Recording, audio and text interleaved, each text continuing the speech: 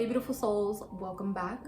So for those who don't know me and it's your first time here, a big welcome. My name is Jessie. I am a life coach. I help individuals navigate through self-limiting beliefs about themselves and about the world. I help people navigate through their blocks and barriers and stagnant energy and help them find new perspectives so they can get through to the other side. So today we're going to be speaking about the topic of grief. If you've seen any of my latest videos, you know that I recently lost my mom and I actually had to deal with the grieving of, her loss and things of that sort. So I know how it could be, and if you're going through that, my deepest condolences, and I know how hard it could be, but you're gonna get there. So we're gonna jump right in. So the first three things to remember and to really understand about grief is number one, which I think is the biggest takeaway, is that grieving is a process. And the reason why that is so important is because people want to rush through the grieving process because it's an uncomfortable process. And you can't really put a time limit on grief. That's one thing to know. Number two, you have to understand that in order to get to the end, to see the light, if you're in that dark space, is you have to do the work. You have to do the work. You have to feel those emotions. A lot of people like to suppress their emotions. They don't want to show vulnerability. They don't want to show that they have been shaken by a loss. And it's just the wrong way to go. And the reason why it's the wrong way to go is because whatever you don't deal with in regards into regarding your emotional state, it's gonna come up anyway. And if you don't deal with it now, it does come up later on in life, and it actually comes up and it blocks you. It blocks you in different ways. So it's so important to be able to feel your feelings, feel those emotions, no matter how hard it is, no matter how long you feel them, and just be authentic to yourself and be authentic to the process. And remember that it is a process. The second thing I think is so important for people to understand about grief is that it is completely and utterly unpredictable. There's no wrong way to do it. There's no right way to do it. It's just all over the place. It literally feels like you're on a roller coaster of emotions. That's how the grieving process just works.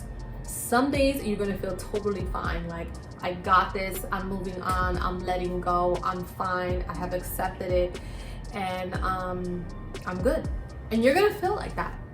And then you literally can go to sleep and wake up the next day and feel like you just got run over by a truck of emotions. Like you just don't even know what to feel. You don't even know why you're feeling it. It's just like, what am I feeling? Why do I feel so ungrounded? Why do I feel so uncentered? Why do I feel emotional today? Why am I crying? Why am I missing this person so much today? Yesterday I was fine. That's literally how the grieving process feels. Some days you're gonna be up, some days you're gonna be down, some days you're gonna be fine, some days you're not. Some days you're gonna be, you hear a memory, or you watch a video or see a picture and you're good. And then other days you just, the hint of that person's name, and it's like you're breaking down and you're on your knees crying. That's literally how it's going to be. So just expect that and understand when these things happen to you, it's not a matter of your strength. Once again, you have to be vulnerable, you have to be honest, you have to be authentic to the process in order to get through it and to do it properly. So any opportunity that you have to feel your feelings, feel it. Do not suppress it. Mourning is such an important part of loss, and we have to be able to fully mourn something in order to get to that place that we fully let it go, where it doesn't hinder us, right? So like I said, you have to be respectful to the mourning process, feel your feelings, and be okay with some days that you are not going to be okay. And then the third takeaway I think that's super important to know is that everybody mourns differently. Like I said, there's no right or wrong way to do it, and it's gonna, there's so many factors that go into why some people mourn less than others, why it takes some people longer to get through a heartbreak and a loss than it does others. There's a lot of factors that go into play, like your relationship versus connection. And what do I mean by that? Well, a relationship is very different from a connection. You can have a relationship with someone and not have a connection. Meaning, let's say you are mother and daughter, father and son, brother and sister. You might have that relationship, right, within your bloodline, but that doesn't mean just because you served as that role is written out for you, that you actually have a connection. A connection in a relationship is two totally different things. It's like being with someone and being in love with someone. It's just different all around. Like a mother and daughter connection would be the mother and daughter that are always together. They're like friends. They talk on the phone. They share moments. They love to spend time with one another. You know, that's a connection. Just being mother and daughter is just, you are my daughter. I do the basics and we see each other when we see each other. You know, so understand that relationship versus connection plays a big role in how you are going to grieve. You know, how you feel about the love you had for that person and how much you expressed it, what you did, what you didn't do. All those things is going to take a big part in your grieving process.